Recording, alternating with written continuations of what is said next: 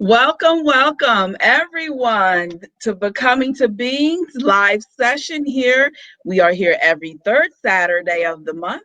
And so tonight we are going to continue with talking about breaking mental chains. And the mental chain that we're going to talk about specifically tonight is infection from rejection, which is the topic of divorce. And so that's what we're going to get into tonight. But before we get started in talking about divorce, we do I do want to tell all of our newcomers all about Becoming to Being and who we are. Becoming to Being is committed to helping people heal from their past, break those mental chains so that they can walk in their purpose and live life abundantly. Okay, so we know that there are a lot of things from our past, our upbringing, relationships, just things that have hurt us over the years. And we mask that pain. We don't really deal with it, and we hold on to some things, and maybe we've thought we've healed, but it's showing up in our lives and our future and our behaviors and our emotions and how we react to some things. And so we're all about digging into those things that have wounded us, that have hurt us, that we have put a band-aid on and then just kept moving on in life, but it's actually hindered us. It's hindered us from knowing and understanding who we are and what we were created to do. Has hindered us from discovering our purpose and then just enjoying life to the utmost within our being. So that is what Becoming the Being's mission is. It is to help people free themselves from themselves so that they can walk in their being and live life, enjoy life, and be all that they can be. And so we thank you so much for joining in this session where we want to heal from the topic of divorce. So this is a family affair tonight, and I'm so excited to have my family here, and I'm so delighted that they were willing to say yes and come on here and be transparent and be candid and put their hearts on the line and bring their experience and knowledge in order to help others heal. And so I'm just going to introduce them. I'm not sure how they look on your screen, but to my right is my sister, Dr. Julia Cheers Young.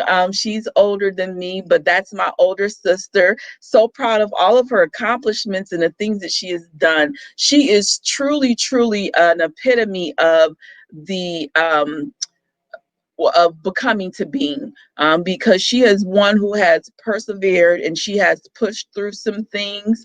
You growing up, I'll just say that I hope she don't get mad at me for saying this, but she was probably not the best student compared to me and my older sister. And you're on mute. She's trying to jump in there. Take yourselves off mute. So, but to go from what she was like in school and the grades that she was getting to excel all the way and surpassing me and my older sister and getting a PhD, that is something to really be proud of. That is something to, that's a great accomplishment. And that just shows how you can not let your past hold you back, but continue to push forward to those things that you are striving for. And then at the bottom in below me is my niece Jerusha. I'm so glad to have Jerusha here, and my nephew Eamon. So these are Julia's children. She only has two. So Julia's two children, Jerusha and Eamon. No, they're not twins. But I'm so glad to have them here, and I'm so proud of them as well. They have as well taken after their mother and being able to push past some things that they have had to deal with in their childhoods, and be able to push forward and still go for their dreams. So I'm so proud of them because I have my niece who recently, well, a year or so, graduated with her master's degree, and she's just gone for her dreams. And my nephew as well, he's studying and taking the different tests to become a CPA. So I'm so proud of them. And I'm hoping that as we talk about our experiences and as we share with you all, that you are able to get some things out of this. So thank you so much for joining. As always, I always want you all to join in the conversation. All right. If you have any comments you'd like to make. If you have any questions that you have, please do put them in the chat and join in the conversation. We're so glad to have you here, and we just want to be able to share. So I'm going to stop talking here, and I'm going to go ahead and get started. Divorce. In my teachings and in my studies, I realized that a big thing that people suffer from is rejection. And rejection comes in all forms. And that's why this was called infection from rejection. Like we get rejected, and that rejection, it festers, right? When we don't deal with how it made us feel, when we don't really address what it's doing to us emotionally, it starts to fester and it becomes an infection, just like a wound that's not taken care of can become infected. And we move on with life, right? We still go to work and we still hang out with family and we may go places, but that feeling that it's left, it leaves a residue in that, and it leaves scars. And so while we may have a wound on our skin, right, that looks like it's healed, underneath there's some kind of infection going on. And that's what rejection does to our emotions and our mental. And divorce is one of those forms of rejection. It whether, there's always going to be some type of hurt and pains, because there's finally someone who said, you know what, I'm done. I can't do this anymore. I'm leaving. This is not for me, right? And sometimes the other person may not even understand or know why, and they're rejected. Or maybe a person was just being rejected in the marriage, right? And that was what drove them away. There's all kind of reasons, but we want to get into divorce because divorce is something that impacts so many people. And there was at one point in time a statistics that 50% of first marriages end in divorce. Now, recently they say that it's going down. It's about 39% now, because our millennials are doing things just a little bit differently than I guess our baby boomers and Generation X and Generation Y.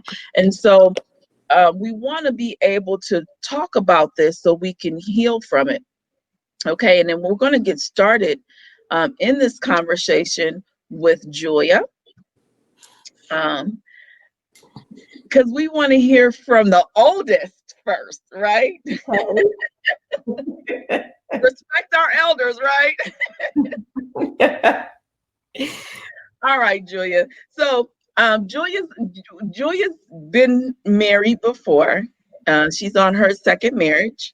And so we kind of just want her to share with us first her experience. And Julia, how old were you the first time you got married? I believe I was 19. 19. So,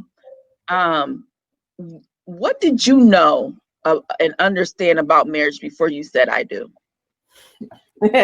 Well, being that I was 19, what I knew and understood was what I had seen, and so I was fortunate growing up in the environment that I grew up in, the community of people that I grew up around, to see a lot of marriages.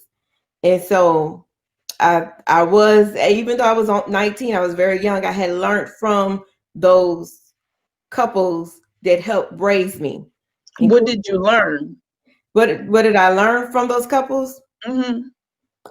I learned that you do have to be on the same page with each other, because as the scripture said, and we always heard the scripture growing up, two people had to, I don't quote me wrong, all you Bible thumpers out there, I know I might not be saying it exactly right, but the whole point of the scripture is that the two people have to be in agreement. You got to walk in agreement, right?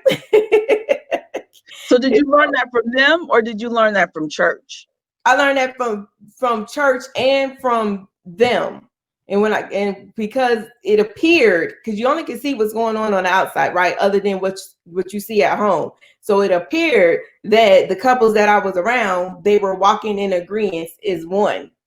As you would see them together as a couple, you would see them going places as a couple, doing things as a couple. Does that make sense? It does. Mm-hmm. And raising their children together. So on the outside looking in, it did appear that the couples that I was around were all walking together in agreement as one. And so I And learned, to answer your question, I learned that you have to, that's one of the things I did learn. is to be that you have to be one. So what does that look like to be one? So it really does. It doesn't look what it does. I can tell you what it really doesn't look like, because sometimes people think it looks like that you have to agree all the time. That's definitely what it doesn't look like. You can't. You are going to have disagreements, because I actually learned from one of our bishops that if two people agree all the time, somebody's not thinking. He said that many times. If two people agree all the time, somebody's not thinking. Or So somebody lying? right. So I did learn that what it means is that even though you may not agree all the time on everything, you learn to compromise. And in that ultimate goals, your ultimate goals you have to be on the same page. So as far as like how you feel about serving the Lord, so your faith, basically faith, family, and finance. You got to be on the same page with those 3 F's: faith, family, and finance. So do you feel like you were on the same page with those three things when you got married? No. And so did you go through pre-counseling or well, not premarital counseling? Did you all do premarital counseling? What is your definition of premarital counseling? Uh, Counseling before you get married. You and the husband to be sat down with a counselor, a pastor, somebody to learn about what you need to know or how you need to be before you get married. So I would say this. Informally, we had some. On a formal counseling, no. So you think that, well, informally, I guess it didn't help? I don't know that I would say that it didn't help, because I don't really think it was. I don't know that it would have helped either way pre, because once you're in the marriage and you're in that relationship, and you, regardless of how much counseling you go through before, I still believe you don't know a person until you live with them. And so you may be able to address some things. You may be able to address a lot of things before. I can't say that it wouldn't work, because I don't know. But I still think that once the dynamics change, once you're in a household together every day after day, and especially when children come along, because then that changes dynamic of the family structure as well.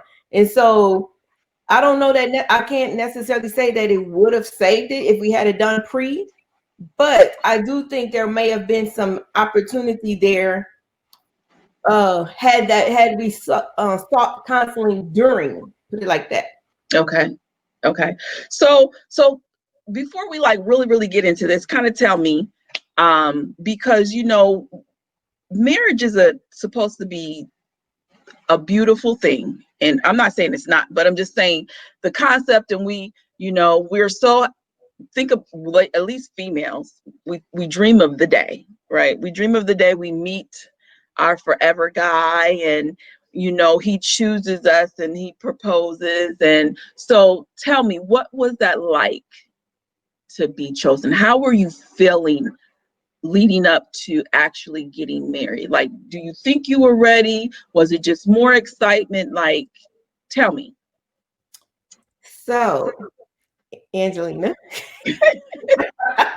I laugh because you're right. As females, we have daydream. We do daydream when we're younger about the ideal, perfect guy that's just going to do all these wonderful things for us, right? We all do. And if you're saying that you don't, stop lying. You do.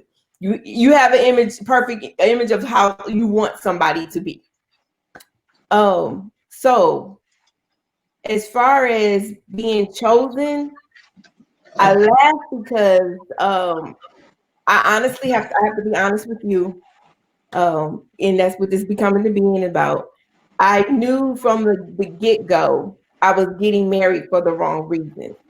And so I don't know that I felt honored to be chosen because the way in which I decided that I was going to get married was I would have to say was probably not for the right reason. It was not for the right reason. Not probably. It was not for the right reason. Were you able to admit that then, or you just adult enough to admit that now? I was able to admit it when I decided to walk away and get a divorce. Okay, okay, okay. So, but that's good though, because it's a lot of people who, go through these things and they are just too ashamed to admit, or I don't know, too blind or just too broken to realize and know that there were some red flags, or they went into something for the wrong reasons or with the wrong expectations, and they just hate to admit that. So I think that's kind of really mature of you to be able to realize that and admit that. So why did you leave? I mean, what was that moment that said, you know what, I can't do this anymore. I'm gonna have to go. So to be real honest with you, that moment for me was when I looked inside of myself and I knew I was not the person that I had become, and I didn't like the person that I had become, and Tell I me knew, about well, without going into a whole lot of details, I basically one day I I actually heard my dad's voice, my father, my dad, my papa, whatever you want to call him, telling me, I heard his voice telling me, I didn't raise you like this. And so I had become someone that I was ashamed of. And I wasn't being good for my children. I couldn't even love my children because of the mental state that I was in. So at that point in time, I heard my pop's voice in my head, and I said, "You're better than this." And when I told myself I was better than this, that's when things changed. that. Okay, okay. So how old were you? Like, how long were you in this marriage? Just shy of 5 years. Interesting, because I was doing my research and they say most marriages fail within the first year or two, and within the like, well, 7 to 8 years. And I'm looking at this research and I'm like, wow, I don't know if I agree. Y'all Poland, right? Because growing up, you and I growing up, like you said, we've seen a lot of marriages, and we've seen them going to church together. We've seen them raising their children together. We've seen them going out of town together. We're going to church together. Like, everything is together, right? And then it seemed like all of a sudden, become a teenager. You're grown now. You done graduated. So um, it's like, to me, my world just changed. Like, it was a revolution. And there was one divorce after another divorce after another divorce. And all of these people I seen growing up and working together are no longer working together. And these folks have been married like 20 something years, and it's so when we're talking about, marriages failing in the early part, but then I'm like, well, what happened? Because when I was growing up, they was all been together 25 some odd years, and now all of a sudden they can't work it out anymore. There's no oneness, there's no togetherness. So it's pure speculation, but maybe it was a facade. Maybe there really wasn't any oneness, togetherness. It was all a mask, or, I don't know. I'm just thinking out loud, people. Thinking out loud here, because I think my experience was a little different than Julia's, because she's just a little bit older than me. And but tell me, Julia, how did that impact you? And how did that impact your marriage, um, going into marriage, to see all of these marriages growing up thinking that they're working, and then all of a sudden they're falling apart. How does that impact you going into your marriage? It definitely had an impact for me on me in my marriage. I don't know if it had an impact on me going into my marriage, but it definitely had an impact on me going into my in my marriage, because and that final decision of saying, you know, I'm done, let's walk, I'm over with. And so part of that was because after, like you said, I did see marriages fall apart after some 15, 20, 25 years. And you thought that, okay, these people are going to be together forever. And then all of a sudden, and you start seeing and hearing about these different divorces, just like one after the other, right? And so my thing was this. I had made the decision for myself that I was not going to stay in anything 20, 30 years. Because I figured that I was not going to look back later, 20 years later, and situation. And so because I did not know what that how when because you don't have control over the other person. All you have control over is.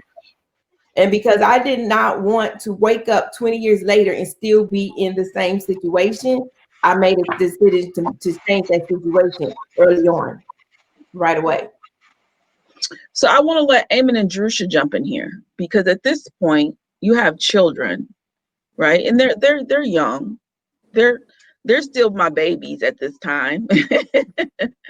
um, but but now we have mom and dad not together anymore. They've split, and now we're just with mom. So how did that impact you growing up? How did you feel about that? Well, I knew it. I knew when I was a child, I knew that my parents weren't together. Didn't really understand why, but it didn't really affect me too much until I became a teenager and kind of like a young adult. That's when it really started to affect me. I had a lot of unreconciled feelings about the divorce, and um, so my pop, he had got remarried right after him and my mom had split. And I'll see my pop kind of often or whatever, but he had another family. But then as I got older, and I had a brother that came out of the second marriage from my pop, and I would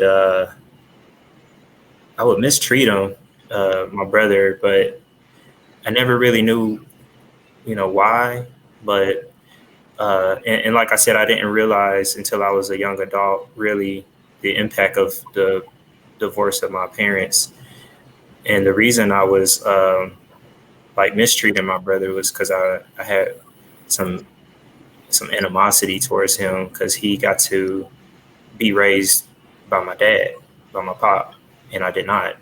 But my pop was in my life, but he wasn't there every day, like he was for my younger brother. And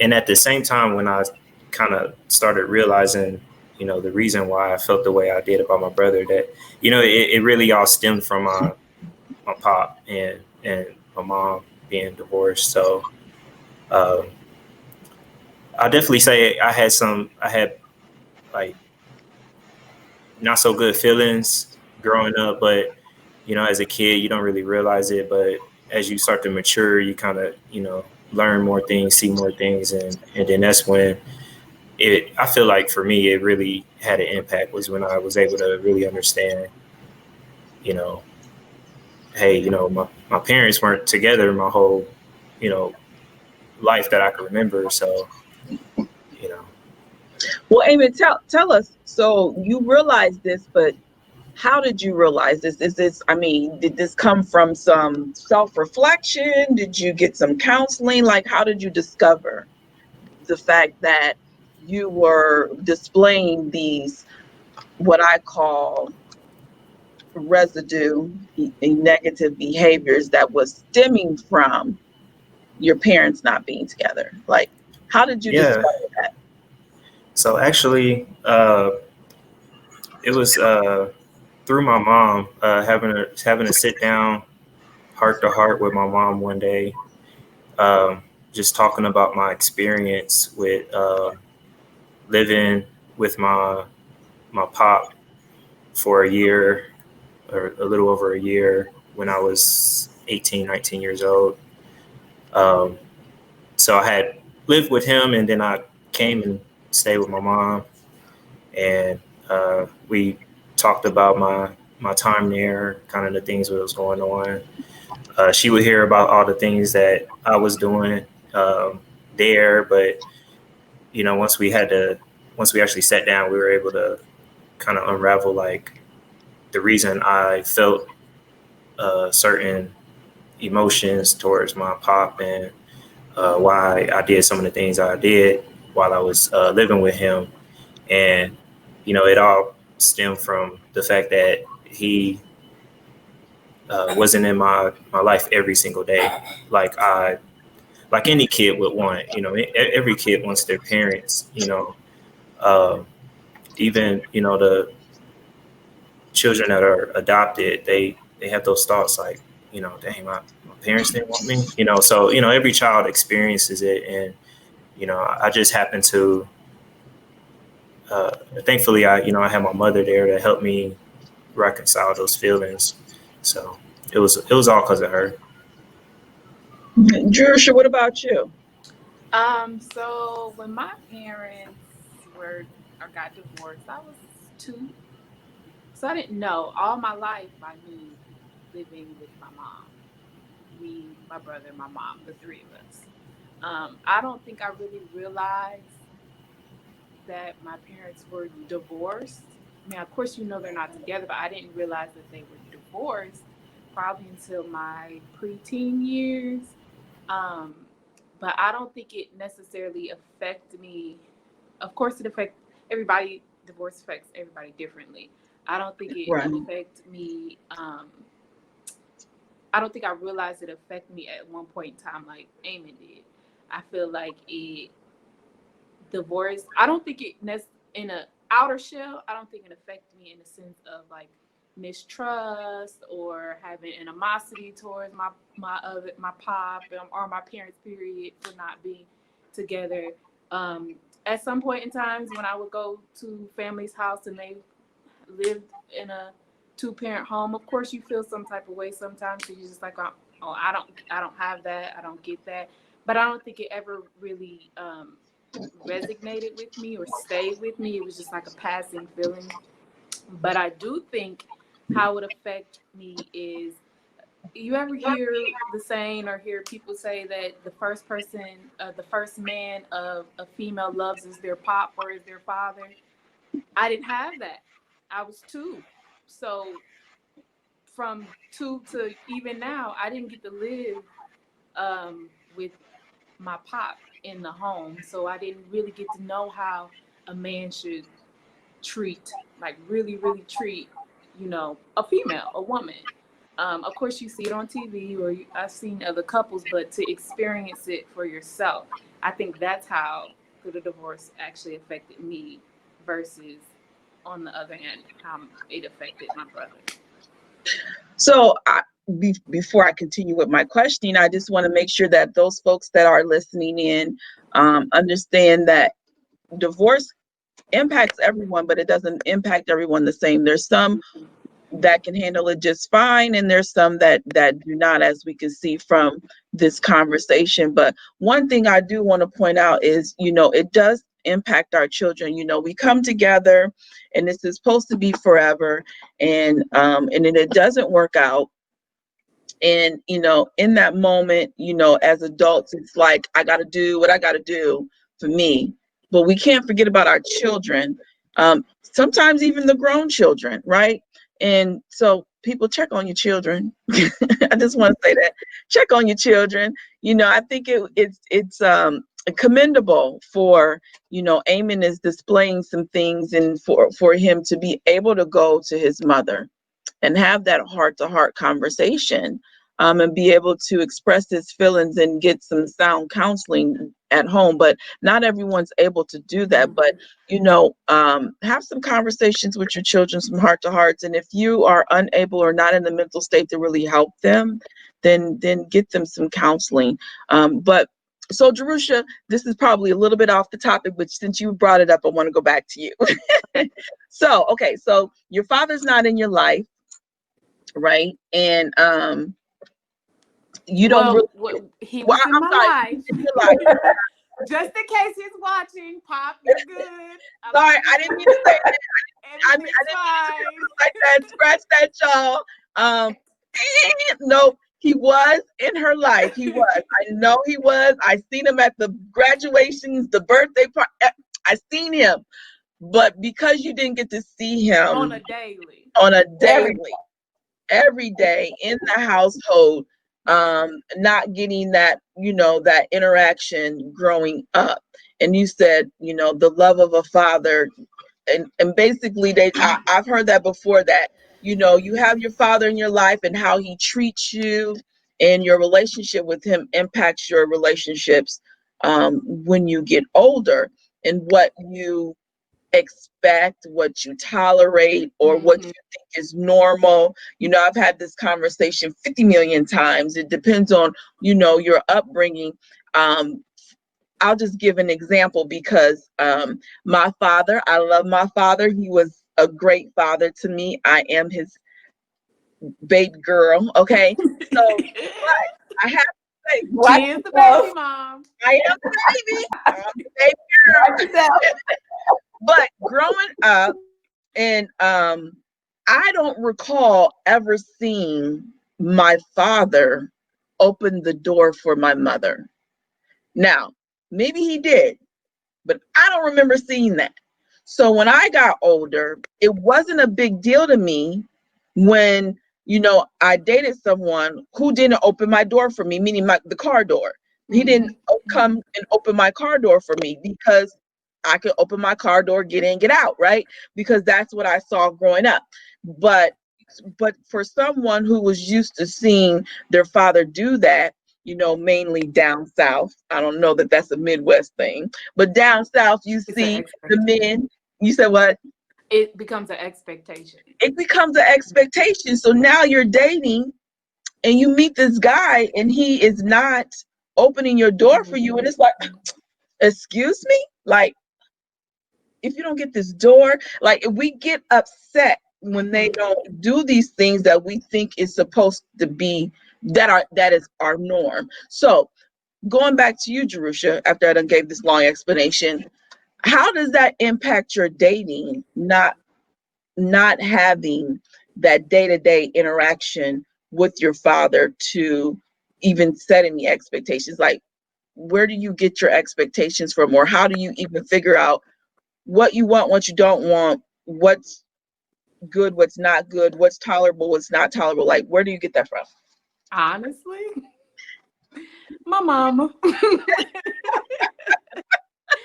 But I appreciate it, because she led by example. She didn't want to be in a marriage 20 some years, tolerating anything, any foolishness, no nonsense. She didn't want it, so I learned from that. And it's not a bad thing. And then I'm still growing, I'm still learning, so I'm picking up pieces from here or there, from what I see from my actual dating life. I'm dating somebody, I don't like this, can't tolerate that. That's a red flag. I'm not dealing with it. I move on to the next. Not saying it's frequent or anything, just for your viewers. It's not frequent, but that's how I've been able to gather my expectations. Is I took what I saw my mom, what she wanted and expected and accepted, and kind of based what I would want, expect, and accept when it comes to my significant other. Okay, so we're gonna come back to expectations. Okay. So Julia, so now we've gone through this in divorce, and now we're a single mom. What do you take from this divorce? I'm just gonna ask that question before I give my commentary. Go ahead. What do you take from this divorce? We can't hear you. You're on mute. Can you elaborate a little bit more about what you mean? Okay, I'll give my commentary. So here's the thing. When it comes to divorce, like I would say in the media, TV, movies, I see it on the internet, divorce is something that is these days celebrated. People are celebrating the fact that I'm single now, I'm not married anymore, they've gotten this divorce. And to me, there are times, yes, divorce should happen, but tonight I'm not talking about those times. My disclaimer here is I'm not talking about those toxic marriages where they need not be forever, when you need to be walking away because it's just not good. So this conversation is not about those type of marriages, but this conversation is about those marriages where it there's no domestic violence and no what do you want to call substance abuse and all that kind of stuff. We've got two people who decided to come together and get married, and they just can't seem to work it out. And now we're divorced, and but we're celebrating the sanctity of what we would have hoped that God put together. But maybe that's the problem. God didn't really put it together. They put it together, but God didn't put it together. But anyway, it's being celebrated, and it's a lot of what this person did, what this person did, what this person did.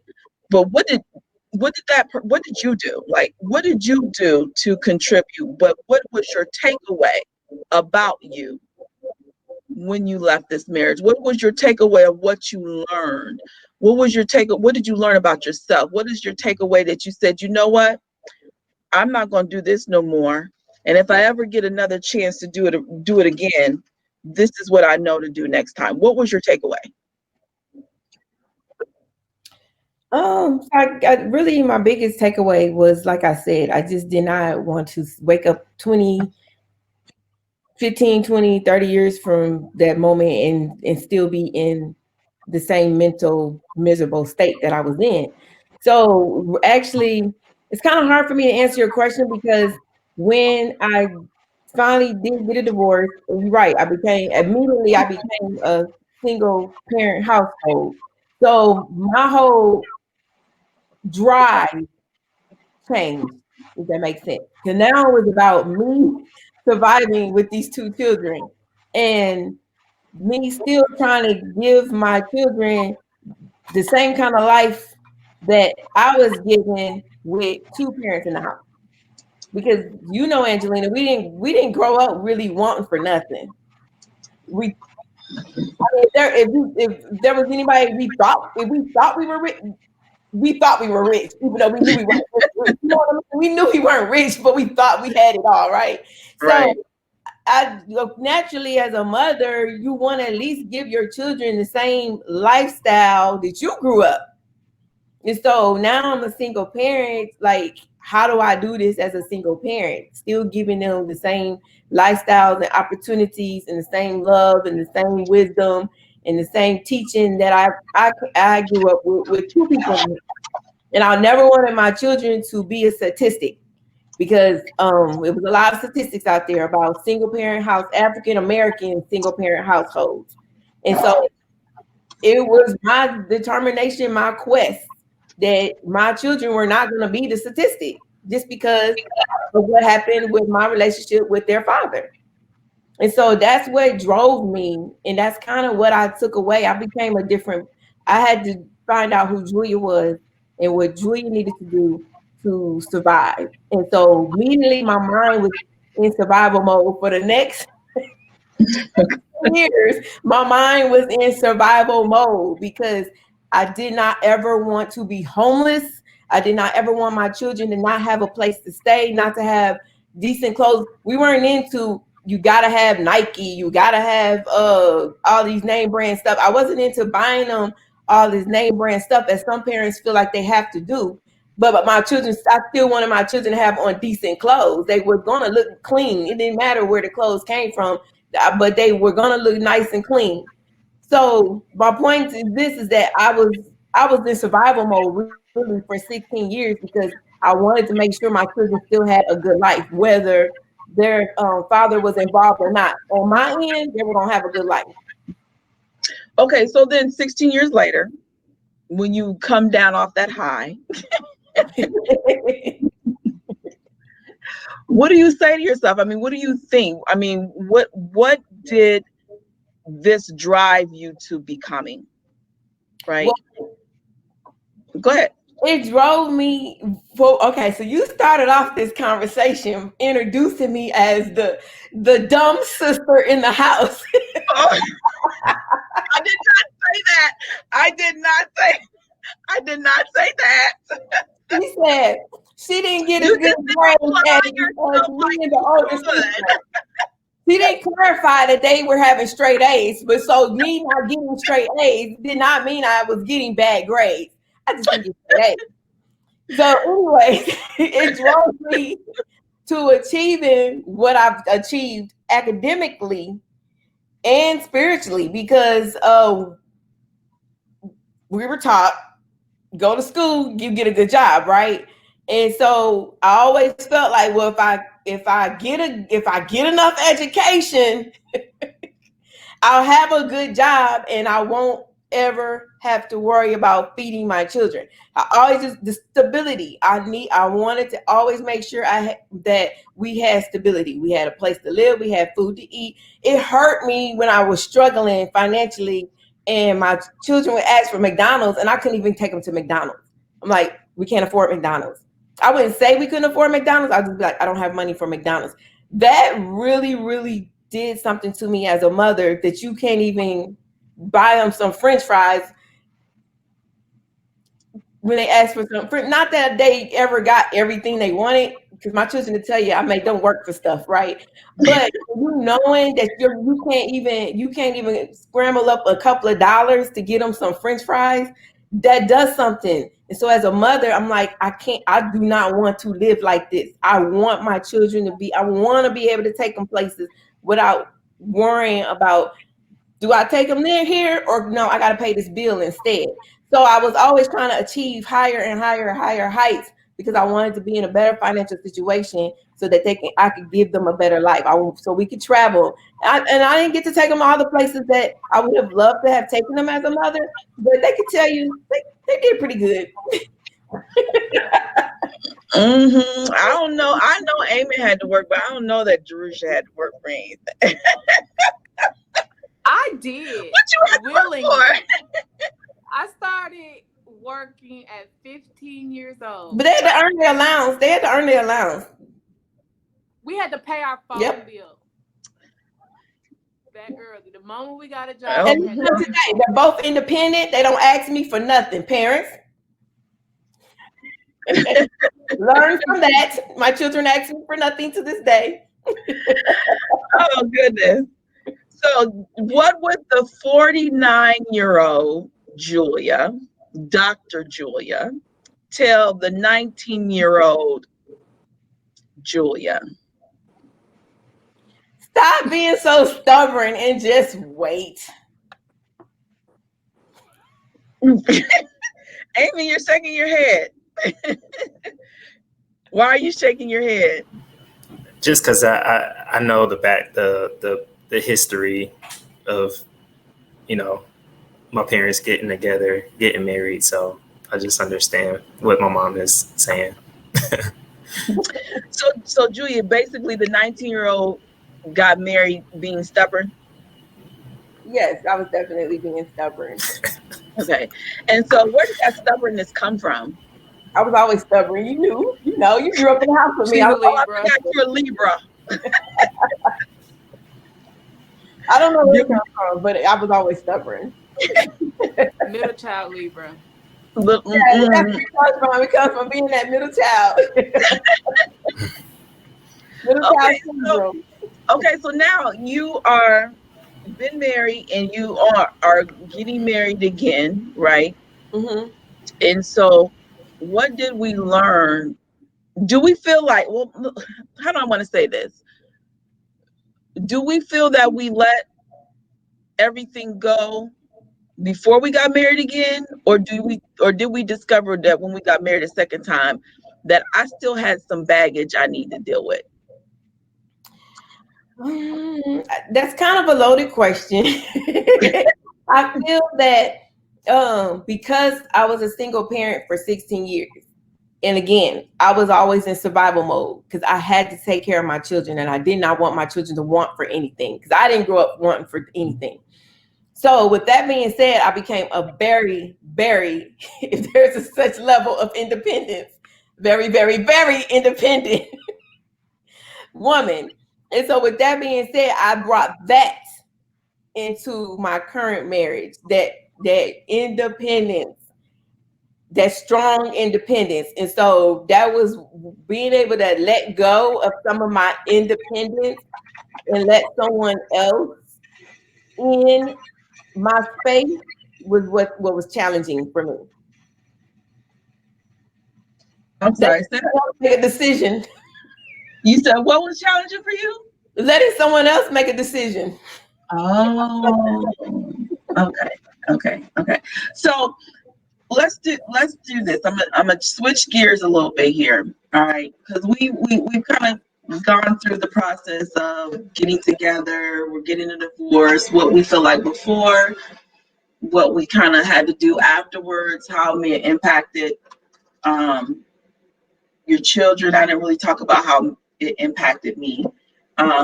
It really did impact me. I'm just going to share, then I'm going to switch gears here because my parents divorcing was not a good thing for me. I was not ready at all. Like, it just, I'm like, what the heck is going on here? And it's their story to tell. I'm not going to tell their story. I'm just only going to speak from my experience. But, my experience growing up, life was great. Like my sister described, like, we lived in a nice house. We went to church together. We went shopping together. We went out, we ate dinner together. Like, it was all of this togetherness. And then out of nowhere, to me, there's no more togetherness. There's a bunch of arguing, right? And eventually the arguing leads to them splitting and divorcing. And, I really couldn't understand why.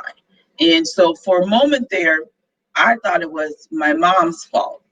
Then I got older, well, not much older, but a few years later, I go to live with my pop. And then I'm like, it's your fault too. Like, it took two. Okay, it took two people for this divorce to happen. It wasn't just one person. And so to me, that was very, very devastating to not only see my parents, one moment you're working together, the next minute you're not working together, and then it's Splitsville, and then next thing I know, everyone else around me is Splitsville. What is a girl to do? And so at this point, my visions of marriage is distorted. I'm like, what the heck does it matter to get married if you are going to be together 20 some years and then get a divorce? Like, everyone was getting a divorce. Well, it seemed like everyone wasn't, but it just seemed like, everyone was. And so for me growing up at this point, a lot of things that I was taught went out the door because I didn't care about marriage anymore. It didn't mean anything to me. So to me, it was okay to date and live together and stuff like that. What's a piece of paper if you just get this piece of paper, you could just get a divorce, and so that was that. It took me a while. It would take a great while and a great apostle teaching and just a great friend to really help me heal from that, and be able to see marriage for what God intended it to be. And so I just think that sometimes marriage is not necessarily working because you have two broken people who have come together and they're trying to make something work that's just not going to work when you're broken. And so that's why I want to get into, when I switch these gears now, is to kind of talk about the brokenness that's showing up in the marriages that's causing the divorce, and how can we as a family break that curse, because we now are sitting here with 4 generations, and it's probably even more. I just don't know all of my family history. So we have Jerusha and Amen, who's had to experience mom going through a divorce. We have Julia and myself experiencing my mom going through a divorce. And we have my mom who had to experience her mother going through divorce, and actually multiple divorces.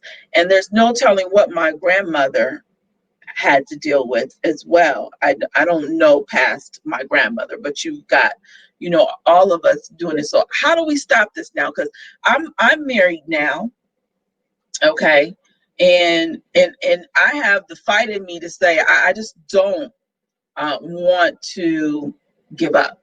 And so now we have this younger generation of Eamon and Jerusha. Eamon is married, but how can we as a family, as a people, really, what is it that we need to teach so that we can start saving marriages in our family? That's probably a loaded question, but one thing I think needs to be taught is communication. I was just about to say the same thing. To communicate. I'm glad you said that. That was on my list. So people, this is not rehearsed. But okay, so Jerusha, do you not think that in our family, do we, how do I want to word this? Do we not teach how to communicate?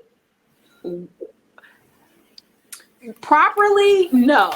We communicate, but I don't necessarily think it's proper the way. Okay, so what is properly communicating? Properly communicating is expressing yourself without intentionally or without hurting the other person. There's a way you can express how you feel without hitting below the belt. Jabbing. Call that jabbing. And I'm not saying, but I just think that's one thing. I remember growing up, my brother and I always back and forth, hitting below the belt. Never really taught to properly communicate. Amen. I didn't like when you broke my Sammy CD because you were mad you couldn't borrow it. I wasn't taught that. I was taught I'm about to tap on you because you just broke my CD. So I think that's one thing families can really do to kind of help the us younger generations kind of learn how to really properly communicate our feelings or express ourselves without hitting below belts or, saying everything. Yeah. And I like to touch on that too, because this is something what I'm about to share, I've given a lot of thought about is growing up, and it's very prominent in our community, the Black community, to chastise your child when they talk back. So, the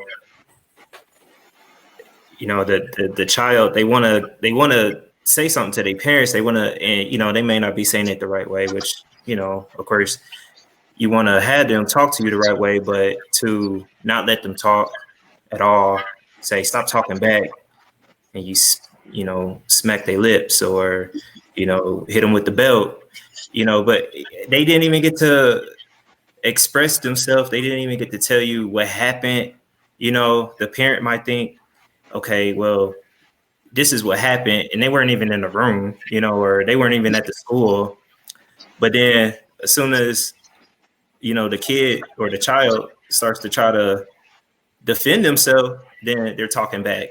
And so that, there's miscommunication going on there. And, I felt like I experienced that. Nothing against my mom, there's plenty of times where she say, stop talking back. And then, I was chastised. But, I feel like if maybe children are taught, or maybe if parents start to listen to their children more, and also teach them, okay, well, calm down, talk to me like this, let's figure this out. Why did this happen? Why did you do that? So that's a form of communication that I feel like um, definitely would help a person later in life, and in marriage, because uh, you know I'm in a marriage now, and my communication never been great. I thought I had great communication, but I had to learn for myself that I really don't, and it's taken a lot of research and hearing from other people, and hearing from my wife, how I need to communicate. And but if as a child I was taught, don't be upset, or you could be upset, but talk to me like another person. Don't yell at me. That could have saved a lot of things, a lot of things I had to deal with growing up, or as an adult. So we got quite a few comments here. On that. Oh, I want to chime in on that as well. I totally agree with both what Eamon and Jerusha both are saying, and they're right. In our community as African Americans, how we're taught to communicate is not always healthy, and so you bring those habits from one generation to the next generation, and it is a trained behavior. You have to be taught how to effectively communicate, how to listen, and how to express yourself without being argumentative, combative, or hitting below the belt. And understand too that just because you don't agree doesn't mean that the person's wrong. You just don't agree. And just because you don't agree doesn't mean they don't understand you. So like, it really irritates me when people say, you don't understand what I'm saying. No, I don't. I do understand what you're saying. I don't agree. So we had some great comments though while you all were talking. We had Melissa, who said she thinks counseling should be encouraged.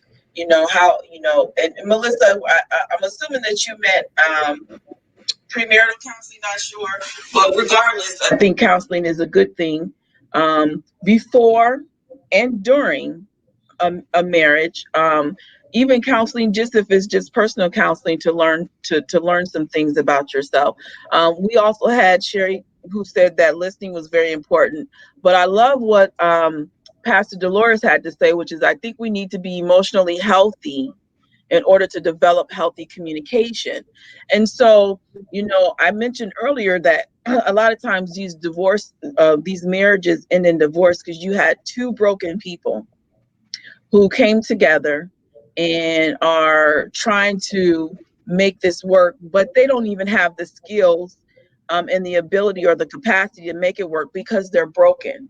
And I always tell them, somebody's got to get whole, right? Someone has got to be whole in order for the marriage to work, because broken people really can't communicate. That's a sign of brokenness, is poor communication.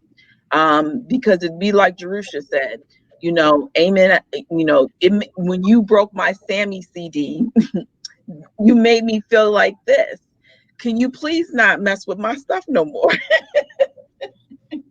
Can you please ask to use my stuff? There has to be an effective way of communicating. We have some other great comments about what is this? Can I say something real quick? Sure, go ahead.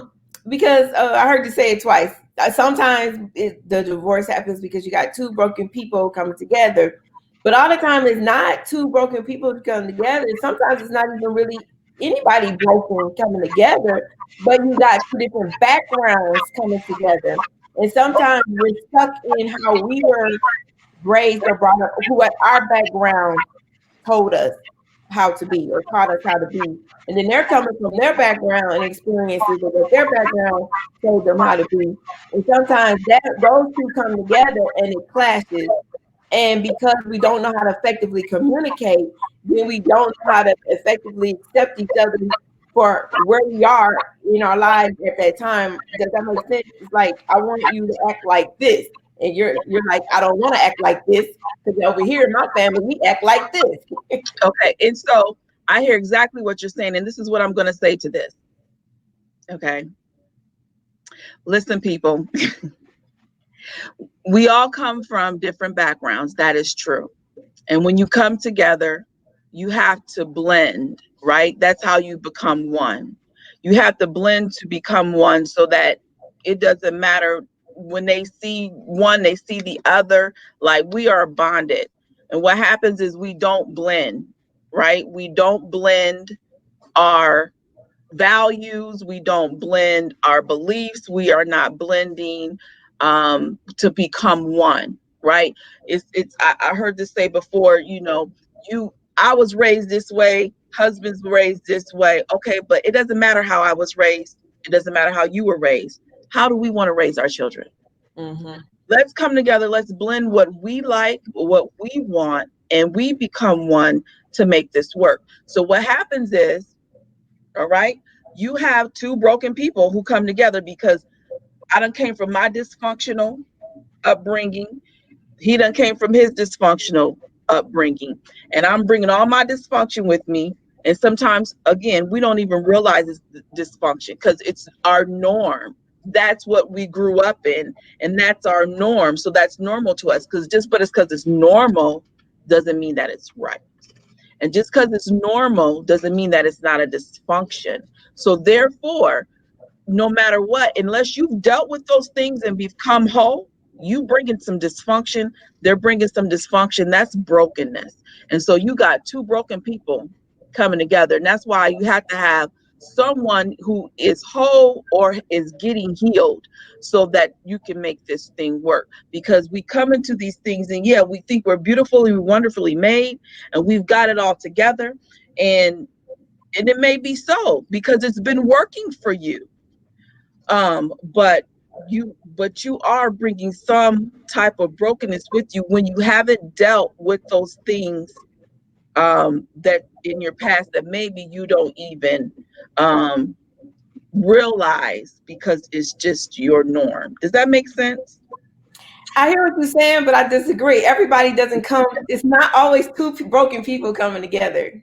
Everybody's not coming into it broken. Sometimes you get broken while you in it, but Okay, everybody's not again, coming into it broken. I said someone has to be whole. I'm not saying that everybody comes in to it broken, but someone, whether it doesn't matter, somebody has to be whole.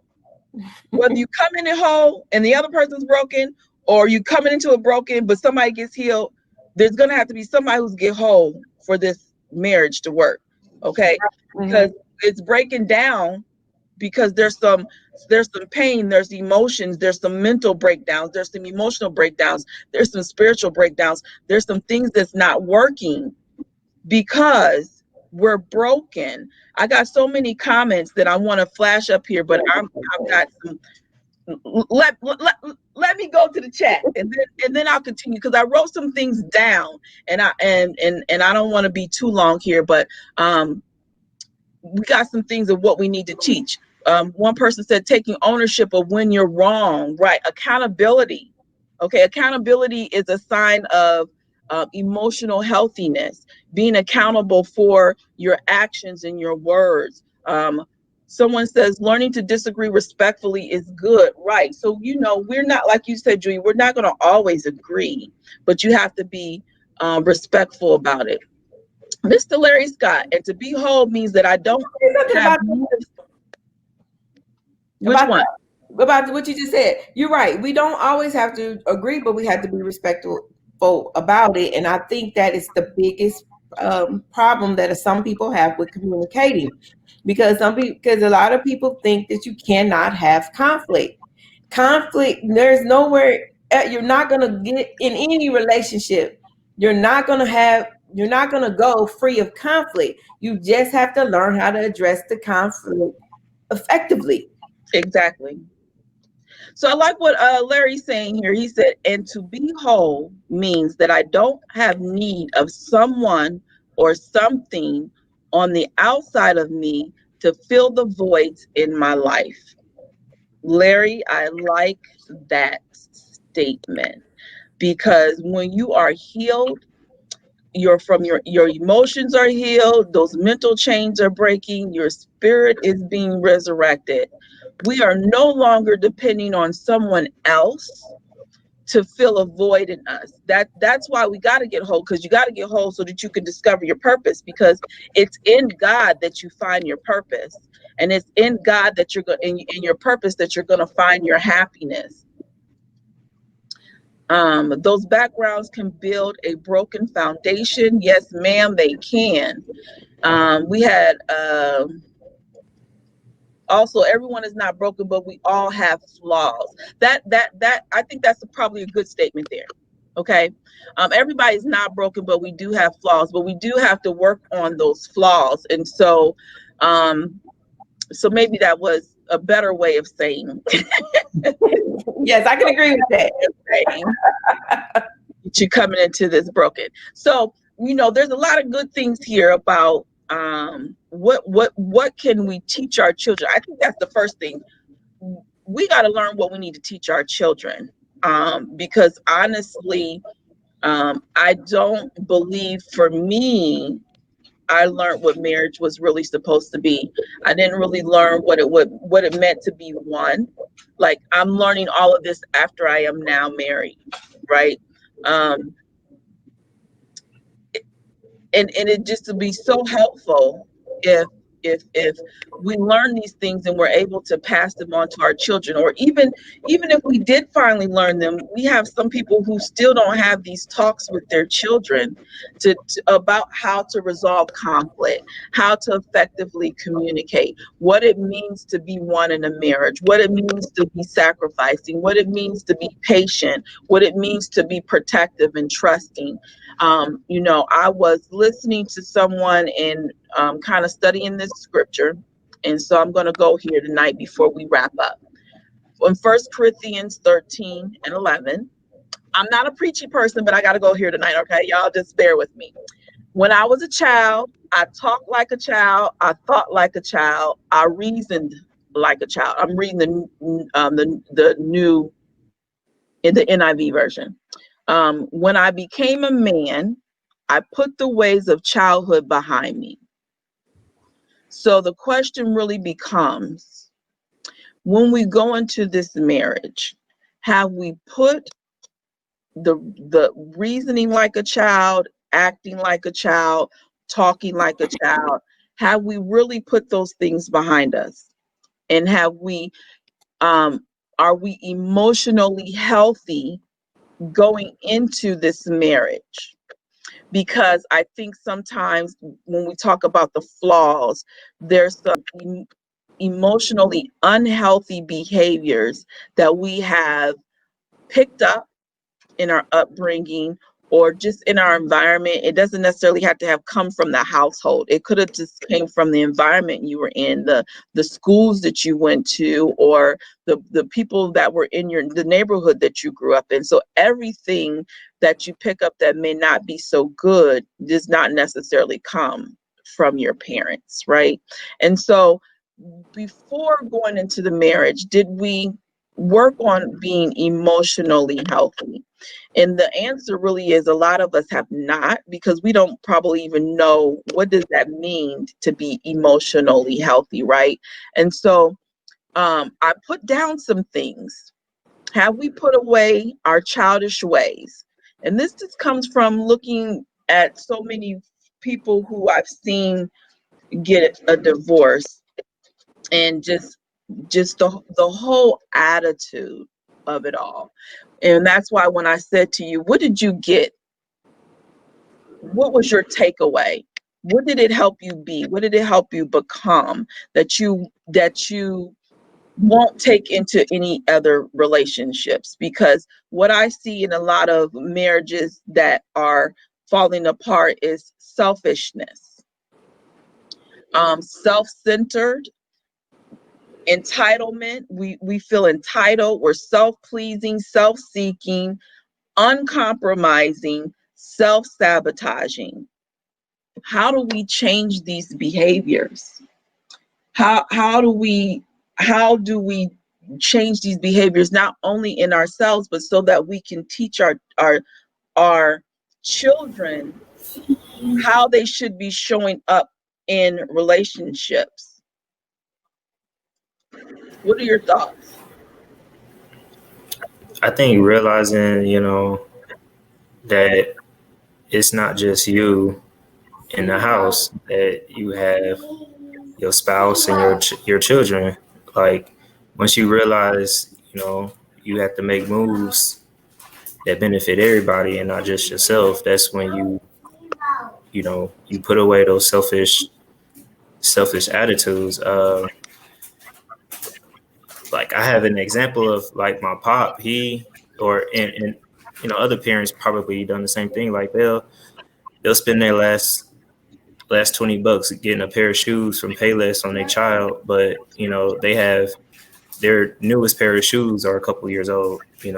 So like they're putting the family before themselves, and like once you really become that kind of person where you put your spouse and your children before you, that's when I think, and it doesn't happen overnight, and it's not something you just think about like, oh, I'm not selfish because but people will see it.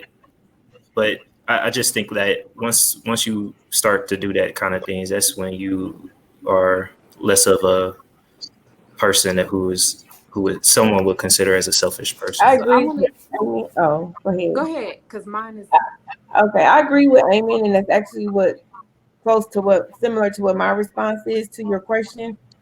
Um, for me personally, my children came first, and so everything I did was about them because I wanted to make sure that they were healthy physically and mentally and spiritually. So every decision I made, everything I did was making sure that they were mentally sound, stable, and healthy. Because as I said in the beginning, I never wanted my children to be a statistic just because their parents were not together. And so by me putting my children first, and when I say put my children first, that's not my children got everything they wanted under the sun. That's not what I'm talking about.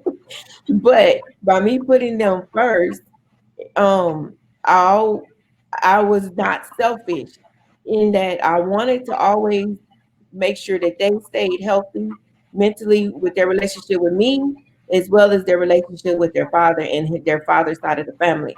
So I never intercede or um, it was never about me when it came to them. It was always about what's best for them. And so I put myself aside and always thought about them. What is best for them? And it wasn't about me. so I'm the only single person, and I'm only saying definition of single based off of Becoming the Being's definition of single. I'm not married yet. I'm not married yet. So, um, being the only unmarried person in this chat or in this,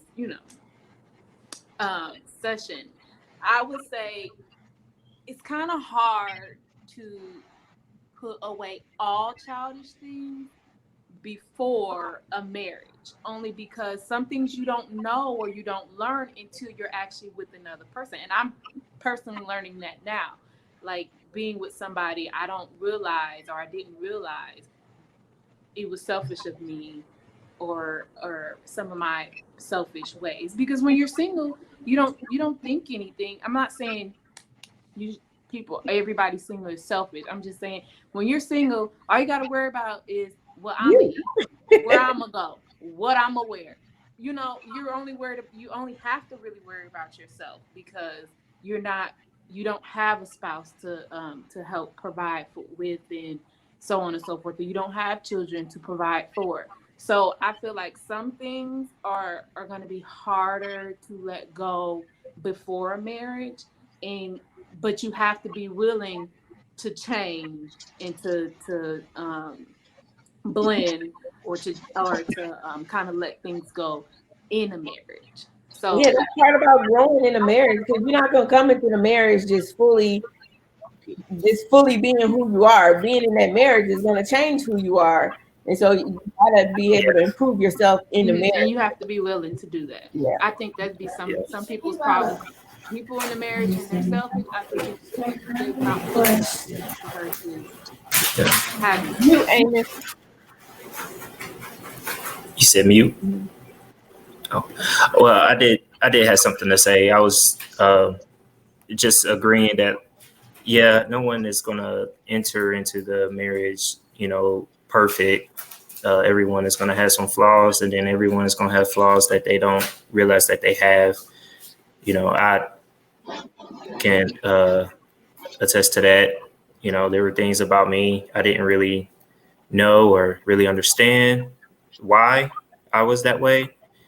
And but it took time to really unravel some of those personal, you know, issues that I had, and for me to be able to, you know, be a better person. So, I could definitely say the person who I was 3.5 years ago when I said I do was a different person than I am today. Because it takes having a spouse who will, let you know, like, some of your things that aren't, some of your personality traits that aren't good. Having a spouse who will um, tell you about that, and not just tell you, but also help you work through those. It helps. So Oh, look Okay. at my son. I didn't know he had got so mature.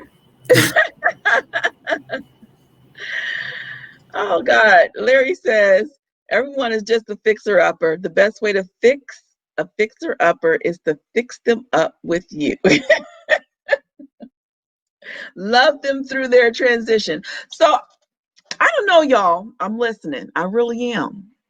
But I agree that you're never going to be able to really become everything before you get married, because some things have to be put into practice, and so some of those things won't happen till after you get married. But there is a better version of you that you can be in before you get married and preparing for marriage, that you're not going into this blindly.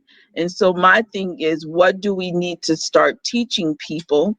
What do we need to teach our children, our generation Y and millennials and children to come? What am I going to teach my 13-year-old as she gets older and she begins to date, as to how you should be showing up in a relationship?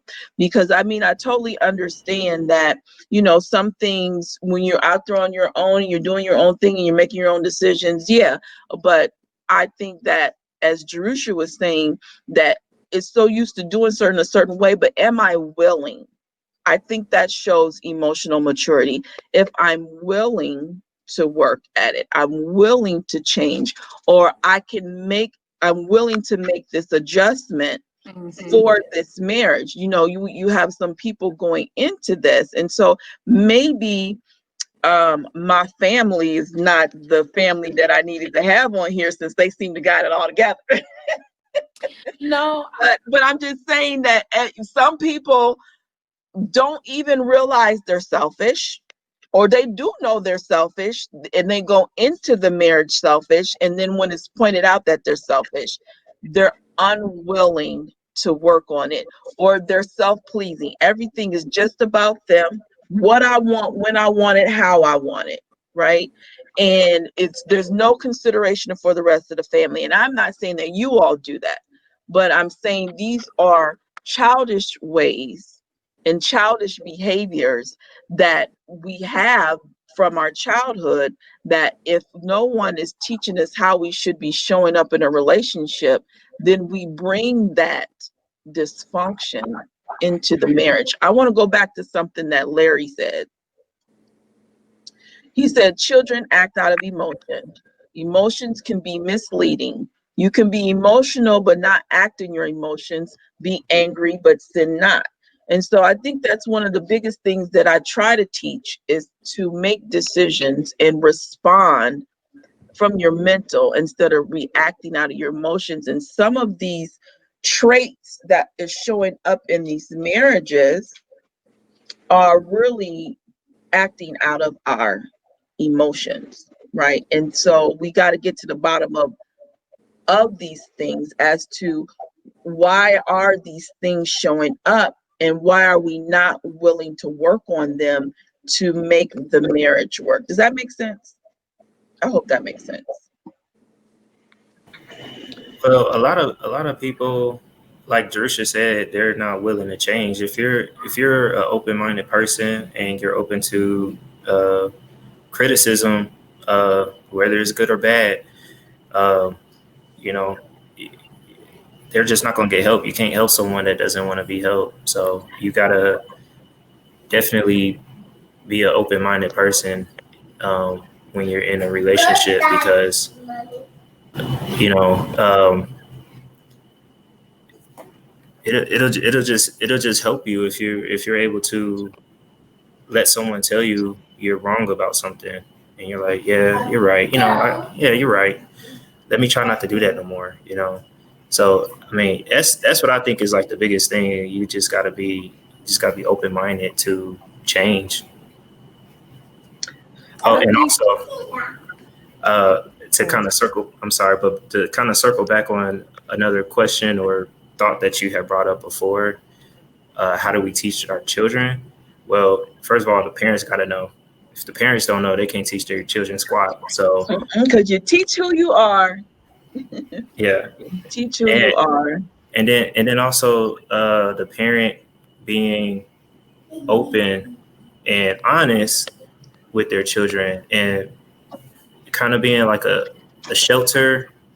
And when I say a shelter, not overprotective, but being like someone that they could come to and they feel comfortable talking with their parent about, their problems. And then the parent being honest and saying, you're not right for doing that. Because there's been times where my mom, she was like, hey man, you wrong for that. You shouldn't have done that, or you need to do this different. And yeah, maybe the approach may not have been what I like, but then I reflect on it and I'm like, yeah, she's right. So having a parent that's willing to even teach you, what's right and wrong, like that, that'll help you, by the time you're in a marriage. And then one more thing I want to say on another point is uh, counseling. Um, because if your parents not there, you can't confide in your parents about everything. Cause maybe your parent is the reason that you are to who you are.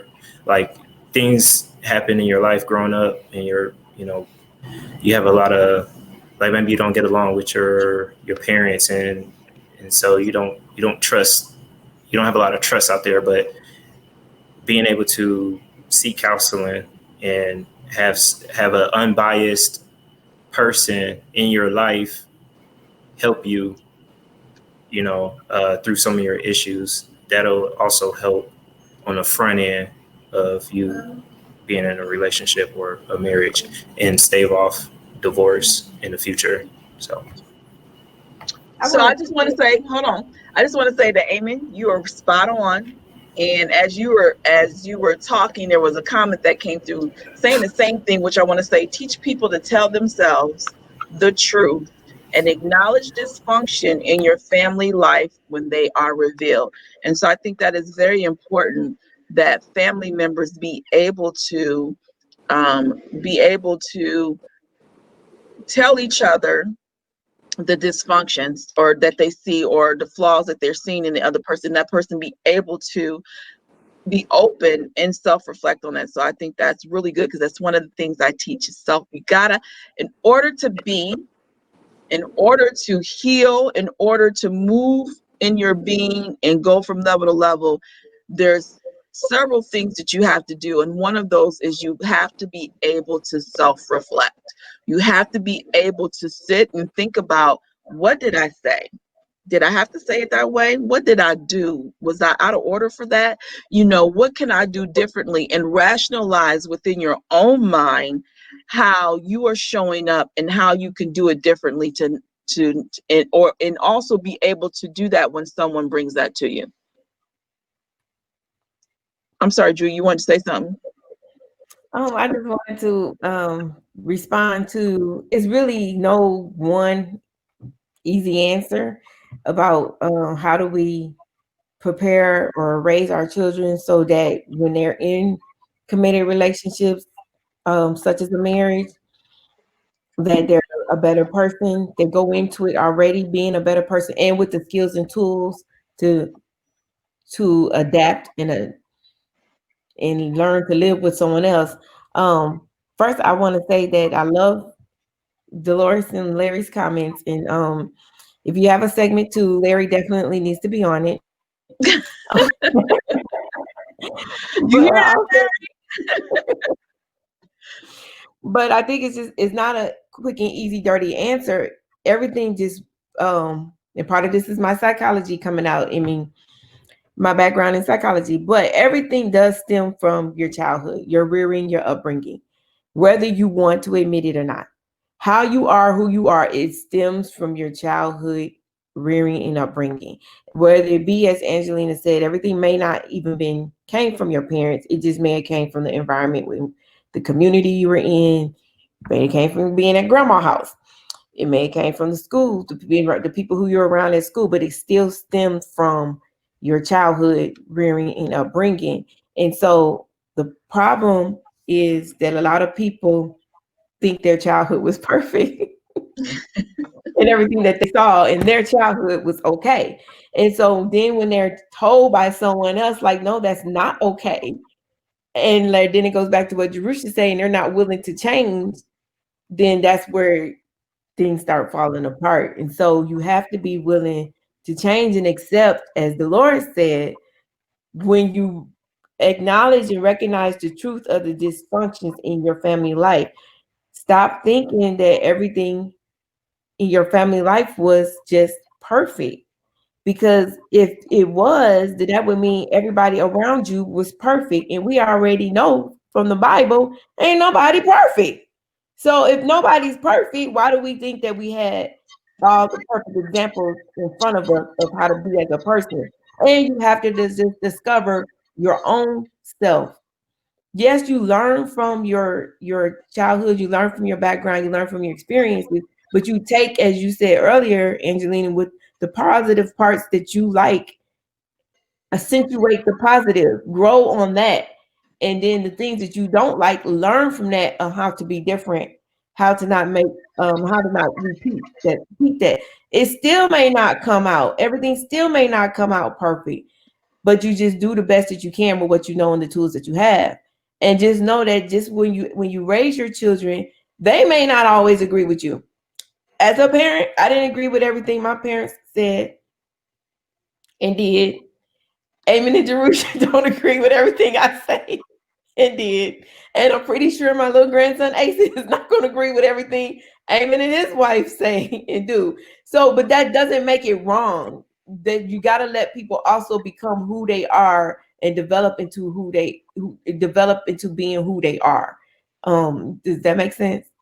Oh, absolutely, absolutely. Because it doesn't matter what you want them to be. It only matters what God wants them to be. It only matters what God put them on the earth to do. So we have to give them room to grow. We have to give them room to come into their being. And the only thing that we can do is, at least give them the tools. And that's what becoming a being is about, giving you the tools that you need in order to flourish in your being, and so that you can flourish in your relationships, flourish in your purpose, and live life abundantly. So this has really been good. And we could keep on going, but I am looking at the time, and as always I go way over. I'm so sorry, I you all, but what you say? I know you're trying to cut it off, but just one more thing. Oh, go Seriously, ahead, go ahead. what you just said about giving your children the tools. A lot of times as parents, sometimes you don't realize you're giving them the wrong tools early on in life. Yes, And so yes. you think you're Can't doing eat them soup with a favors. fork. Say that again. I said you can't eat soup with a fork. Right. So sometimes you think you're doing your children a favor, or you're giving them the best life because you're giving them this and you're doing that for them. You're not teaching them the basic skills they need to survive in life. So prime example, if you gave your child everything, they don't have to work for nothing. Then you wonder why when they get in a relationship, they're looking for a man or somebody else to do all the work for them. For instance, you have a little girl, you give her everything. She gonna look for a man that's gonna give her everything. And when he's not giving her everything, she acting up. exactly. But you taught her that. You taught her that. So you got to be careful how you're raising your children from the beginning when you're teaching them values. Make sure you're teaching them the values of what you want them to become, the type of person you want them to become. So that's really good. And so that is why Becoming a Being is so committed to helping people heal from their past and healing. Again, I really like the fact that Pastor Dolores said everyone's not broken, we just have flaws. But even I'll just still call it healing, though, healing from those flaws. Maybe we've already healed from some things, but we've got some flaws. We're showing some not so good behaviors that we need to fix. And so that doesn't mean you're a bad person. It doesn't mean that you're a broken person necessarily. It just depends on how many of those emotionally unhealthy things that you do on the list that I have. And I have a long list of those. But anyway, Becoming a Being, we're committed to helping people get past those things so that you can then help your children and then your children's children. But it's got to start somewhere, and it's usually with the parents. Like, we got to get some healing. We've got to become, and we got to come into our beings. We got to get these tools. And so that's why more so people want to know, do you work with children? No, I need to work with these adults first. I need to get these adults because the children are watching the adults, right? And they're watching what our parents do, and we are a product of our environment. Whether we like it or not, we pick up on some things from our environment and we produce who we are. And so we've got to teach the parents and give them the tools so they can pass it on to their children. And so it's really important that we get the tools that we need in order to flourish, again, in our life, in our relationships, on our jobs, in our purpose. We've got to learn conflict resolution. There's a lot of things that we're not learning in the schools. And, like conflict resolution. I don't think I learned conflict resolution until I was working in corporate America. And it was a professional development that they would make us go through to learn conflict resolution. But then you learn something, but you got to put it into practice. Otherwise, you won't sharpen that skill and you won't learn how to do those things, right? And so you have to be able to get those tools, the effective communication, which is, listening, being able to express yourself in a healthy manner. We got some more comments coming in. Y'all must not want me to get off. Let me share some comments here. Rose is agreeing. She's saying exactly. Larry, he says, we have to acknowledge that we sometimes raise our children out of our hurt and there is no balance. Yes, we do. We raise them out of our hurt and our pain. And that's why we've got to get these tools. We've got to learn, heal these emotions and learn how to respond from our mental, learn how to resolve conflict amicably, learn how to communicate effectively, learn how to be patient with one another. I mean, these are things that you need in order for any relationship to work, not just the marriage. We have to be patient. It says love is patient, love is kind, it's honest, it's true. It perseveres.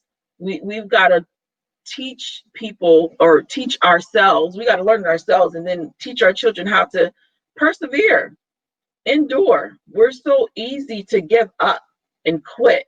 And I think that's one of the things I've been trying to teach my children. I don't know that they picked up on it yet. You got to keep it moving. They want to give up so easily on the littlest things. And it's like, no, you can do this. Don't give up. Keep going. Don't quit. And so, but that's the mentality that a lot of people have because that's what we see, right? And so we've got to get those tools ourselves so that we can start raising our children out of love and patience and mental stability and not our emotions. I thank you all so much for tuning in. I appreciate my family for being so candid and transparent and sharing their experience. Is there anything that any last comments that you want to make before we end this thing? I just want to say thank you, Angelina, for inviting me and my children to come on Yes, and be thank part you. of this segment. And I think it's a beautiful thing that I'm able to be on here with my children because that also shows that we have the kind of relationship that we have that we are able to even be on a segment together and talk about have this kind of dialogue. Yes, thank you for allowing me, giving me the opportunity, asking me to be a part of this segment. I really enjoyed the conversation. Being unmarried, I feel like it is helpful to kind of Amy, like we can't reflect hear. and I'm see, sorry. Hold on, okay, Jerusha. Amy, I can you think mute? I'm sorry. Go ahead, Jerusha. Say that again. uh, um, I was just saying, being unmarried, it is kind of helpful to kind of reflect because I'm at a stage where I'm looking towards a marriage. So it's helpful to reflect ahead of time how I feel or how I want to be, how I want the marriage to be, or work on what I can work on now so that when I get to that step, I'm a little more healed, a little more whole. Well, I have just the thing for you. It's called our Singles Chat Reloaded. We will be bringing that back soon. So we did have that in June. And then with the untimely death of my father, I had to put it on hold. So I'm getting things back together and I'm hoping to bring that back to you all here real soon where we will begin having us these kind of chats, but more towards singles and talking about the things that are on single people's minds and preparing them for just being in their being as they are right now before marriage and how to prepare for marriage, what the expectations of marriage, but just enjoying your life, flourishing where you are right now, enjoying your unmarriedness right now, but letting you know that you can be, be healthy and happy before and after marriage. So look for that to come here real soon. And so I thank everyone for joining us. This has been great. Join us here every third Saturday of this month. And I'm going to put my Rose on the spot since she gave this last little comment because we've been talking about what we can pass on to our children, and Rose is going to be doing a Facebook Live with me.